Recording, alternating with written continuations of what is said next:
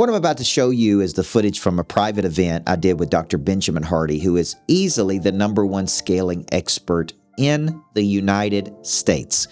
If you clicked on this video, you probably know who he is. But if you don't, he's an organizational psychologist, best-selling author who wrote 10X is Easier Than 2X, The Gap in the Gain, Who Not How, The Science of Scaling, and Be Your Future Self Now.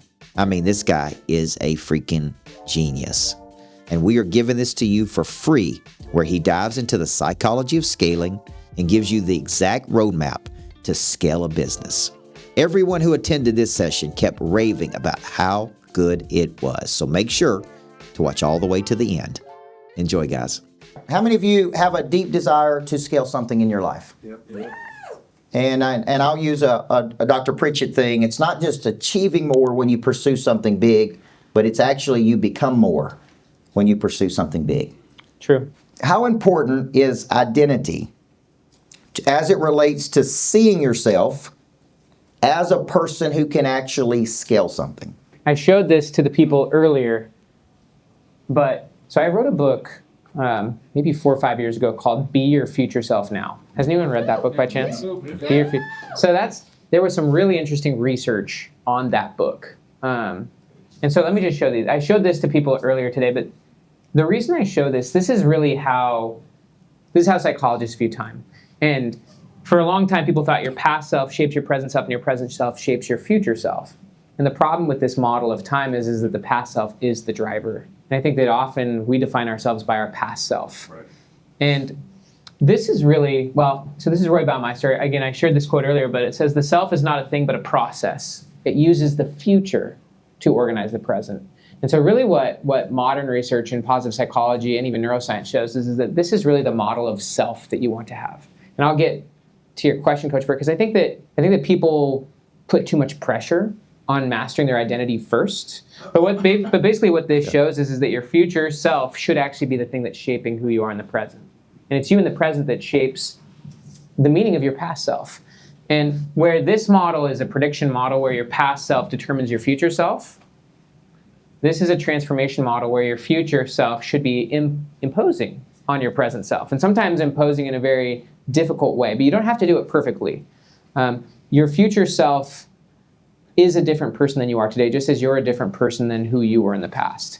And so one of the ways to help you with this is it's very important for you in the present to examine how different you were in the past. A lot of times we overly think that we're the same person we were in the past when we're really not. But it's your job in the present to actually state the exact ways that you're different from your past self.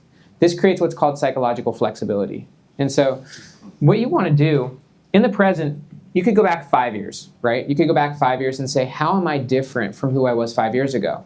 You know, your past self 5 years ago didn't know a lot of what you know now. Your past self didn't have the capability you have. They didn't have the leverage you have. They didn't have the network, the knowledge. They didn't make the same decisions, but you need to be the one to define the difference between your present and your past. You can do that for 5 years. You can do that for 5 months. You can do that for 5 days.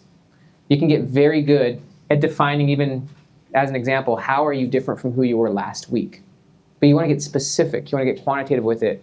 What are the exact ways that you're different than who you were a week ago? That allows you to disconnect in a lot of ways your past self from your present self. But you also have empathy for your past self. Your past self a week ago didn't know what you know. You made some mistakes or whatnot. You don't have to frame them as mistakes. You can frame them as gains. But recognizing and appreciating and defining the differences between your present and your past self allows you to not be stuck thinking that you are your past self. When it comes to your future self, one of the things that we help people do is 10x their future self, right? And you want to think about from scale. But if you think from a 10x goal, really your goals should be the thing that shapes your identity rather than your identity being the thing that shapes your goals. And so you don't have to be perfect in the beginning, right? I'll give an example of myself. So when I was a first-year PhD student, my wife and I got 3 foster kids, and I wanted to become a professional author. And I could have just established the goal, I want to write a book, or I want to even get a book deal, right? Most first-time authors get maybe a $10,000 book deal, if they get a book deal. That's still hard. But I felt like I want to push the goal very high. I want to get a 6-figure book deal. Number one, I want to be able to provide for my family. Number two, I want to play at that level. And so what I did was I went and I asked agents, book agents, and authors, how do you get a 6-figure book deal? And they all said the same thing. They said you'll have to do 100 things. You have to have big followings on social media. You got to have a brand. You got to have all these things. And then they asked me where I was at, and I was like, I don't even have a website. Like literally, I didn't have anything. I didn't have a website. I was a first-year PhD student. I'd never written a blog. I didn't have social media. And they're like, okay, you're a decade away. And I said, if I needed to do it in like 2 or 3 years, how would I do it? And they're just like, it's not possible. I said, if there was one thing that absolutely would guarantee me a 6-figure book deal, what would it be? And they said, you have to have 100,000 email subscribers. 100,000. And so then from there, I had a model in my mind, and then all of a sudden I could say, well, what would be a good pathway to getting me there? Again, I didn't have a perfect identity, but I started to think from that identity. You don't have to be perfect with it, but I just started to ask questions from that identity. How do I get a 6-figure book deal? I start having conversations. Now I'm watching myself have conversations. Now I get a model, 100,000 subscribers. I don't know how hard that is, but I want to start filtering. See, this is the idea of using a big goal to filter pathways. Most pathways can't get you to a 10x goal, right? That's the whole point of operating from a 10x or a scale goal versus just a small linear goal. And so after I began to filter pathways of what would a pathway be that could get me to 100,000 email subscribers in 3 or 4 years, the beautiful part about a 10x goal or a scale goal is that it eliminates most options. Most options can't get you to that. So I couldn't do it through social media. I couldn't do it because that's not going to give me 100,000 email subscribers. I couldn't do it through YouTube. And I found a blogging platform called medium.com. And that was a platform where it was already there was already tens of millions of readers there. It was a perfect spot where if I posted blogs and I got really good at it, then all of a sudden so what happened was I started posting on that platform as a novice, right? I was not already my future self, but I was doing things in the direction of my future self. Yeah. And I was filtering from my future self, and I was finding pathways for my future self. And every time I was acting and doing those reps, it was just solidifying more and more. And I started getting wins as my future self. But one of the key things that we teach is that your frame is what you see, and it's what you say yes to. And when you start going for high goals, you have to have a high floor, right? So part of my floor was that I couldn't be a normal research assistant in my program. I was the only PhD student that didn't have a research assistantship.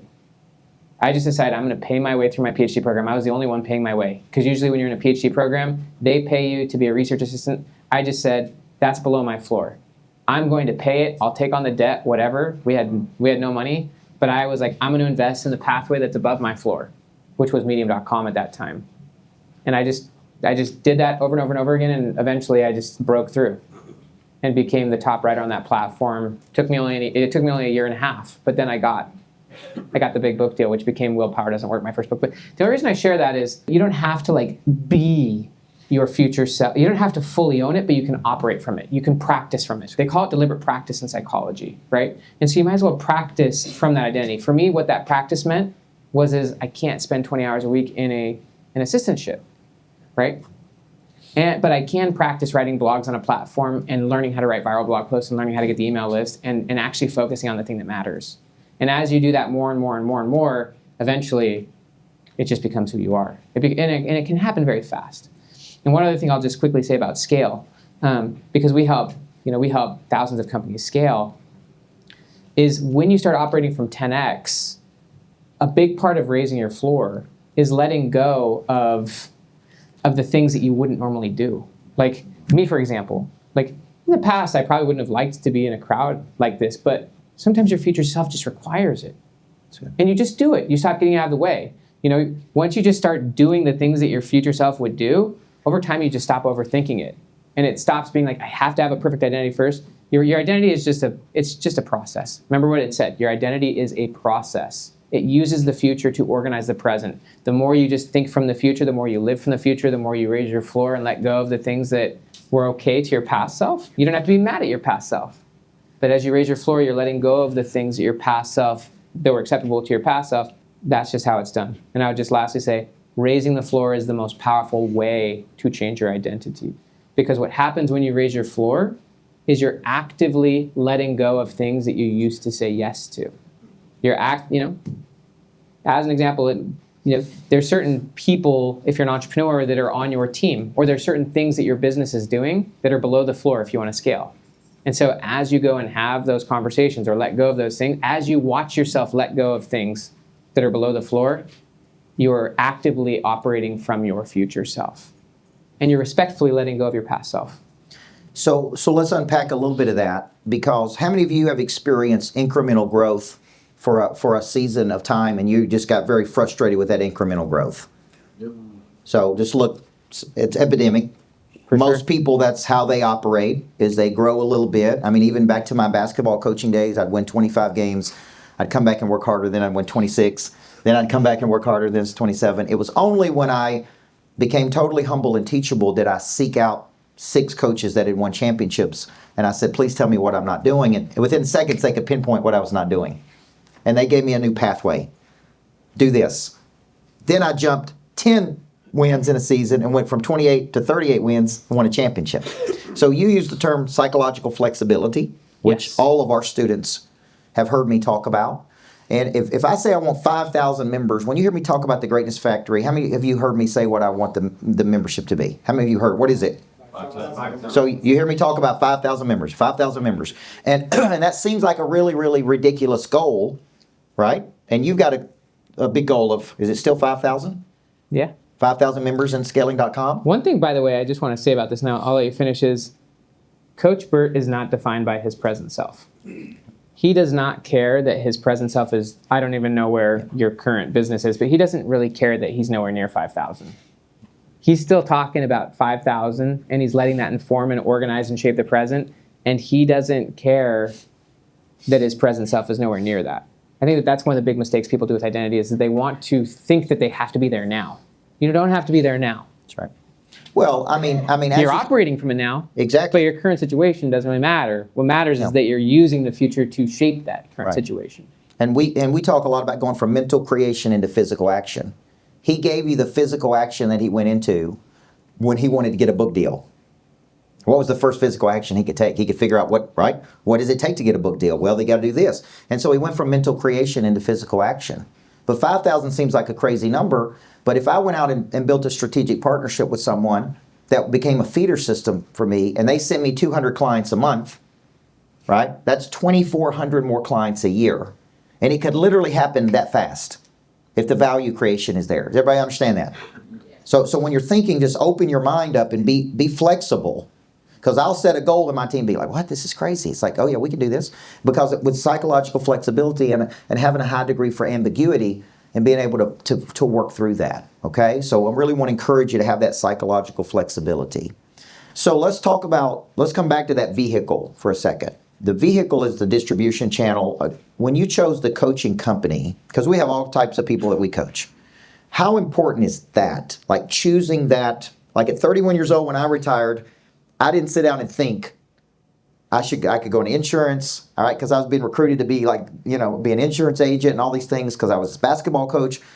Nobody sat down and said to me, the vehicle you choose could be important to this equation. It's hugely important. Okay, so I want you to, now fast forward on down the road 20 years, right? And it's like, okay, what if I would have chosen this vehicle or that vehicle? So how many of you think you have vehicle problems, which is the distribution channel, and it's like, how far can I take this thing, right? You can't drive to Hawaii. So I tell people, you can fly there or you can take a boat there, but you can't drive there. So the vehicle can't get you there. So talk about the importance of that, choosing that as it relates to scale, because you chose a coaching company, right? And you have a vision of getting 5,000 plus members in this thing. And that's what you do, is help people. It's real simple. It helps people scale 10x within 3 years. And he literally can give you case study after case study after case study. So does it matter about the vehicle? Are people just whining when they go, man, I've chosen a hard business and I just can't scale this business? Because most likely there's somebody in that business that has scaled a business like that. So will you unpack the vehicle? Yeah. So there's a few levels to this. One is that there's a, you could call it a vehicle or an industry.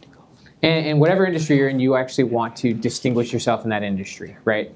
So Michael Porter, the man who invented the whole field of strategy, he said that strategy is not about beating competition, it's about escaping competition. And a lot of what you do when you define yourself as a company is you actually want to distinguish yourself away from what other people are doing. I showed this to the group before, but most business models look more like this.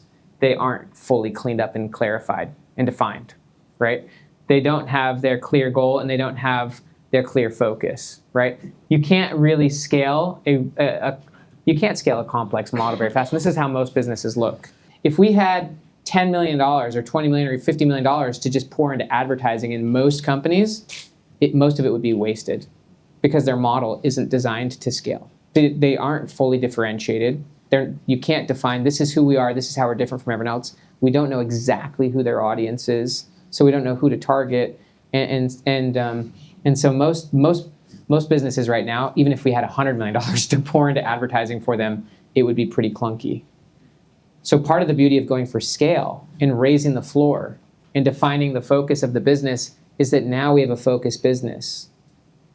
And then we can start building the team from that. We can start building the system from that so that if we chose to pour gas onto it, it would rip because it's going in a very specific direction, not in 50 directions. And so for us, we were very clear we wanted to own the topic of scaling, which for us means 10x at least in 3 years or less, because 10x is an exponential, right? And so we already knew who we were, knew how we wanted to be defined, and then we just chose the model that we felt we could do 10x better and 10x different from everyone else. For us, that's research, advising, and then for the companies that are ready for funding, and that which their strategist says, we offer that as a solution. So we just want to be the full solution. But we wanted to provide something that no one could compete on. That's, I think, part of what you build. And that's part of mastery. First off, it has to be simple enough and focused enough to scale. But the second piece is, are you building the capability so that if others even wanted to compete over time, they couldn't? We're building this research team and developing such analysis of our scalers and the outliers of our scalers and producing scaling stories. No one else is working on that, right? Because they're like this. They're doing 50 other things. Our advisors, you won't find them anywhere else. Even if you hire a McKinsey consultant for $5 million, you won't get someone who can help you 10x your company like our strategist. And then, the PE side for those who are a right fit. So we just wanted to provide a full solution. So let's go back to 10x is easier than 2x. In the beginning, you start off talking about Michelangelo and qualitative, right? And I don't think a lot of people really understand, or maybe they miss this part, about the qualitative part of 10xing something and the quantitative part of 10xing something. So explain what that means of how you started that book off about being great at something, and because you're the best at something, people are willing to pay a premium for it. So talk a little bit about qualitative and quantitative. How many of you have read 10x is easier than 2x? Yep. That story of Michelangelo took me so long to write, by the way. I read so many biographies and things like that. But so if you think about the David statue, how many of you have ever actually been to the David? Isn't it special? I mean, think about it. That was made over 500 years ago, and it still defines art. Think about that. That's really what a power law is. A power law is like one thing that defines something. It's one thing that creates almost all the results. And so, he made that. It took him 4 years to do that. And obviously he had tons of reps before that. But the qualitative, I think that the qualitative, it's different in business, because in business you can set a 10x goal. And often that's what we would challenge you to do. So if you set a 10x goal for your business, if you're at 10 million, you think from 100 million, right? That's a quantitative goal. If we want to get to 100 million in revenue. But that 10x quantitative goal is going to force you to reach a level of qualitative mastery. Qualitative means the quality of what you do, the value of what you do, the distinction of what you do, right? And so for Michelangelo, although he wasn't going for revenue, he was going for extreme mastery. And so that shaped the quality of what he built. Mastery is very important for scaling, because if you're fairly similar to what everyone else is doing, you're going to be noise in the marketplace. If there's nothing that's distinct about what you're doing, you're not going to stand out. You want to be signal among all the noise. And the only way to do that is to become not only extremely differentiated at what you do, but probably 10x better as well. And the only way to get there, as Steve Jobs said, innovation is saying no to 1,000 things. You have to be willing to say no to certain things so that you can actually focus deep enough to solve that. And quality really does shine forth. That's the whole 80-20 principle, but it's on steroids. It's not 80-20, it's 99-1, right? 99% of the blog post views come from 1% of the blogs, right? 99% of the music we listen to comes from 1% of musicians, right? And so if you actually focus long enough to take something to a really high level of expression, a high level of mastery, right? Like Michelangelo did with the David, immediately you separate yourself from everyone else, because most people would never take something to that level of depth. And if you're willing to just take something to that level of depth, the returns for being number one in a category are not 10x number two, they're like 100x number two, right? And it just gets more and more exponential. So it really pays off to go deep. It really pays off to go deep. So that's how I see it. Do you subscribe to the concept that mastery, if you study Robert Greene's work on mastery, right, it's 4 to 7 years studying under a master, then 4 to 7 years of practicing what you see the master do, and then becoming a master? Do you subscribe to 10,000 hours of practice of mastery? Do you subscribe to Kotler, 4 years of intense practice on something? How do you think about that? I view mastery as, there's a concept, and I shared it earlier before, as non-substitutable, right? So a master is someone who's reached a level of understanding in something that they actually changed the thing, right? So Einstein changed physics, right? And so you have to, like, the Beatles kind of changed music, right? They understood something, but they also understood enough to change it. And you couldn't take 50 musicians back when the Beatles were making their music and combine them to create the Beatles. Like, the Beatles were non-substitutable. You couldn't substitute them. And so I view a master as someone that you can't really replicate their work because they've gone to such a level of depth. I don't subscribe to an amount of time. Yep. Because I think you can have much faster growth curves if you're willing, right? If you're willing to go for like I went from 0 to top 1% of book deals in a year and a half. But I put myself on an extremely intense growth curve, right? And so I don't subscribe to an amount of time that it requires. It's an amount of transformation. And if you go for a higher goal, it's going to be a sharper curve. If you give yourself less time, it's going to be a sharper curve. And if you're willing to, that's why I think that the goal shapes the skill. Yeah. And if you do operate from the goal, and if you're willing to receive feedback from the goal, right, then you can develop the skill very quickly. For me, I wanted to, when I was first becoming the writer, I wanted to get feedback from the level of, how do I get a 6-figure book deal? It wasn't, how do I just start the blog? It's like, no, I need you to hold me to that standard. That's the floor. And it took me a long time to get to that floor. But you can, so that's how I see it. One thing I was thinking right there is maybe a new value proposition for the Greatness Factory is we actually improve people's IQ by bringing in people like Dr. Hardy. How many of you feel smarter because you've been around a guy like this? I love it. All right. By the way, I barely graduated high school. One thing, no, seriously. So when I was in high school, my father was a meth addict, barely graduated high school. And this is one of the reasons why, and I think you've all gone through this experience where you mispredict people's future selves. That's good. Because you've overdefined them by their past self or their present self, and you think that person can't do or become something. And I certainly had a lot of people mispredict my future self, and I probably still do. You really want your future self to shape your present self, not your past self. And so the only reason I share that is that I actually do believe a lot of intelligence is very flexible. It does take changing your brain. But like, I couldn't, when I barely graduated high school, I went to a community college. I tried to take 2 classes. I couldn't do it. My brain was not trained how to learn. I just didn't know how to do it. Ended up going on a church mission trip and read lots of books, had lots of experiences, and just learned how to read. Honestly, it took me a long time. Like, I had to learn how to read. But then I learned how to read. I learned how to write. And I think that often we just don't put the time into skill development, but you absolutely can transform your brain. You can become a phenomenal leader. You can become a great strategist. If you're at 2 million in your business or something like that, you can have a $200 million business. It just takes understanding and learning from that goal. There's just different skills that you get based on the goals you have.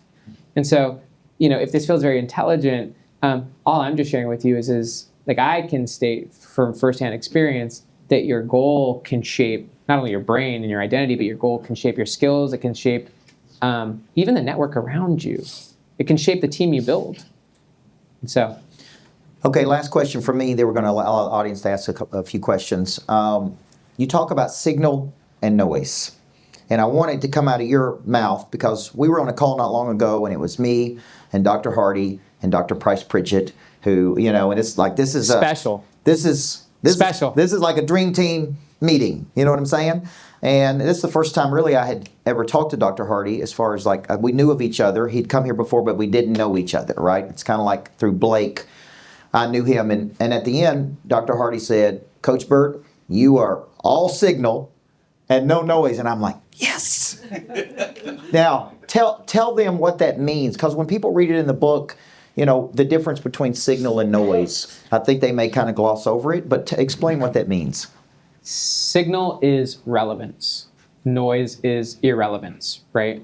And so there's lots of things that are noise, they're distraction, they're not sharp, they're not well thought out. The reason I thought that your signal is because, first off, you're a really good listener.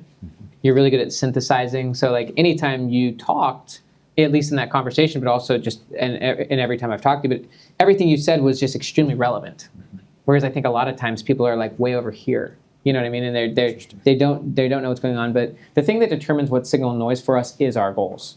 There's just all sorts of things in the world that are they're not worth the squeeze. I mean, if you think about even just media on the internet, most of it, and by the way, every form of media has a goal, right? Everything has an agenda, right? And so most media is designed to get clicks, to scare you, to keep you engaged, to keep you coming, right? And so most of it's just noise. And my question for you is, how much of your time are you spending on noise that's dulling your filters, because your brain is a filter, versus sharpening? But the beauty of how our brains work is that when you change your goal, when you 10x your goal, it changes what is the signal. So like as an example, this one right here, when you, when you have low goals, like when you want to like grow your business by 20%, there's just way too much options. This is just a picture that shows options and pathways, and your frame is what you see. And so when you scale your goal, it forces you to filter a lot more aggressively, right? It forces you to raise the floor. All these things stop being options, right? When you raise your floor as a person, a lot of things that used to be options go away. And that's part of strategy, by the way. Strategy is about removing options so that you can filter and find and focus on the better options, which other people aren't looking for, by the way, because their goal doesn't require them to look for those things. And so your goals are what fundamentally shape what you determine as signal or relevance and what is noise. And as you start scaling your objectives, you can start looking for and finding signals that other people aren't even looking for. You can start finding things, focusing on them, solving them, and that's really where you start finding opportunities. Like you mentioned, there are partnerships in your case where there's absolutely partnerships out there where someone could bring you 200 clients a month. Yeah. And so if that was part of his pathway to his scale goal, he could then start looking for those signals, right? He could start solving for that. Where are people, who are the right fit partners who can bring me at least 200 a month? That would be his floor. Anyone who can't bring him 200 a month is below the floor. So who are the ones that can? Sure. How does that become his focus? How does that become the thing that he's solving? Is what are the type of partnerships that are above that floor where if they can't at least bring me 200 a month, I'm not even gonna pay attention. That's the floor, that's the signal.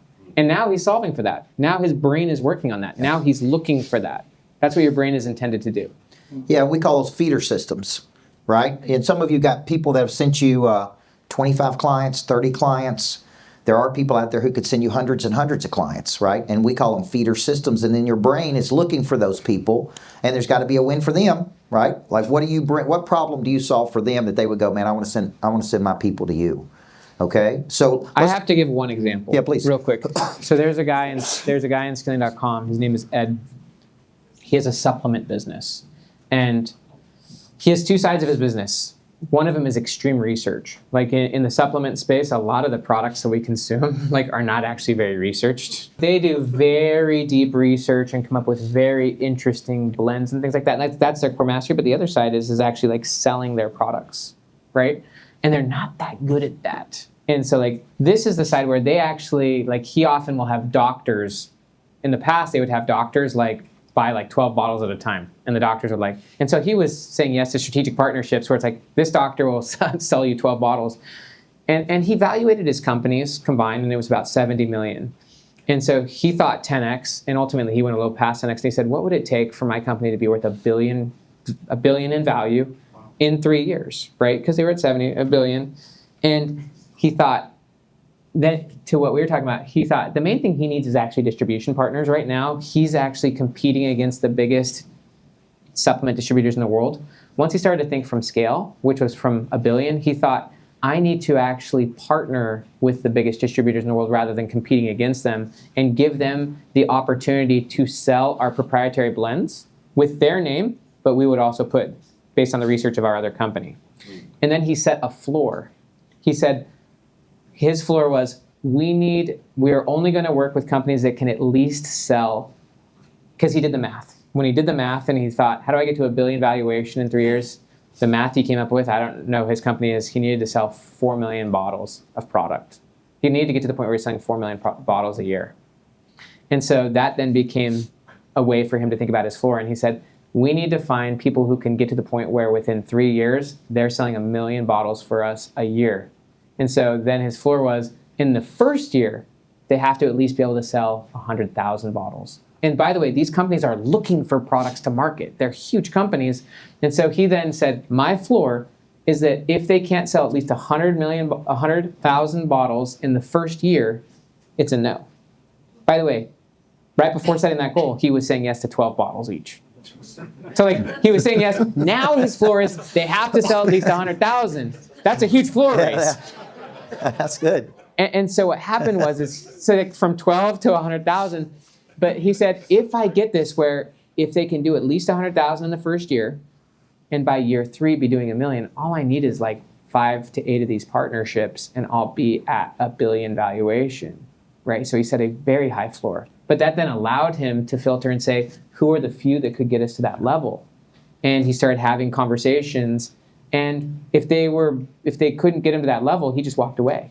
And he was in a really strong position because they had really good blends, they had a really good product, they just had no distribution. Mm-hmm. And so what happened was as he started presenting himself in that way and kind of opening himself, he started to get a lot of interesting opportunities where people would come and say, we can guarantee 50,000 bottles in the first year. But he had that floor of 100,000. So what do? When you start to get offered deals 5x bigger than anything you've ever done, but it's below your established floor? He said no. Strategy is about saying no to the wrong things.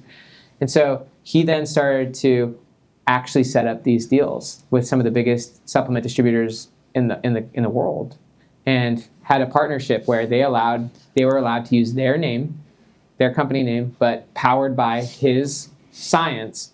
And it really is only going to take about 4 or 5 partnerships at that level, but he set a really high floor. Interesting. But when you do that, by the way, it allows you to find and partner with the best. Also, don't miss this. Strategy is what you don't do. Everybody hear that? That was going to be the name, by the way, of the next book, yeah. But we decided to call it something else. But yeah. That's true, by the way. If you have a strategy, it's mostly about what you don't do. What an amazing session from my good friend and scaling partner, Dr. Benjamin Hardy. If you've learned something new, make sure and put it down in the comments below. And if you found this video useful, subscribe, because I put out videos every week for you to build a better future for yourself. See you in the next one.